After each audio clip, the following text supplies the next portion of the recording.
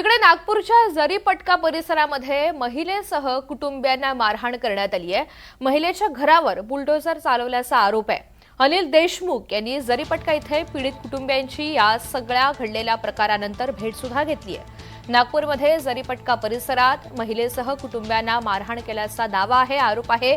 या महिलेच्या घरावरती बुलडोझर चालवण्यात आलेला होता।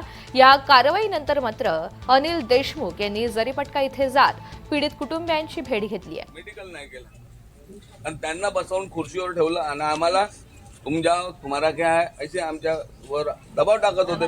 पोलीस जरीपटका पोलीस स्टेशन आम्हाला बाहेर बसवलं आणि त्यांना आतमध्ये खुर्चीवर बसवलं आणि त्यांचं संरक्षण करत होते। आम्ही इथून जे आरोपी होते त्यांच्यापैकी 6-7 लोकांना त्यांच्या ताब्यात दिलं, पण त्यांच्यावरही कोणती कारवाई केली नाही त्यांनी।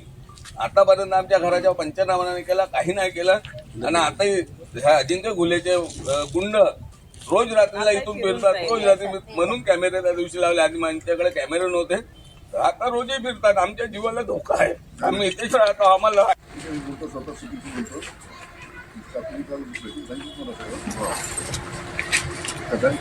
घर पाडायचं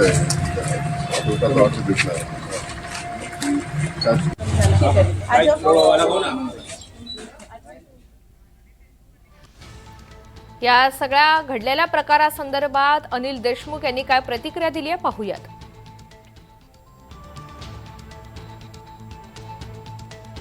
घर जे आहे ते पाडलं काल पोलीस कर्मचारी नागपूर शहरामध्ये काल म्हणजे 2-3 दिवसापूर्वी श्रीमती स्मिता वासनिक ही दलित महिला आहे। तिचं एका पोलीस कर्मचारी नागपूरच्या एका पोलीस कर्मचाऱ्यांनी, त्याचं नाव आहे पोलीस अंमलदार श्री अजित घुले।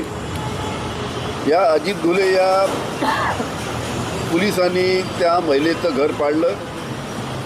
तिथे स्वतः बुलडोझर घेऊन गेला, बाउन्सर घेऊन गेले। बाउन्सर घेऊन त्या स्मिता वासनिक यांना आणि त्यांच्या परिवाराला मारहाण केली। स्मिता वासनिकची जे सासू आहे त्या बिचाऱ्या 90-95 वर्षाच्या आहेत, त्यांना मारहाण झाली। आणि अशा पद्धतीनं पोलिसच जर कायदा हातात घेत असेल आणि अशा पद्धतीने कारवाई करत असेल तर याची दखल नक्कीच नागपूरचे पोलीस कमिशनर येतील। आम्ही त्यांना आज रितसर अशी तक्रार करतो आहे। मी स्वतः त्यांना तक्रार पाठवणार आहे आणि मला खात्री आहे की पोलीस आयुक्त नागपूर या बाबतीची गंभीर दखल घेऊन श्री अजित घुले हे जे पोलीस कर्मचारी आहेत यांच्यावर नियमानुसार कारवाई करतील। काल मुंबई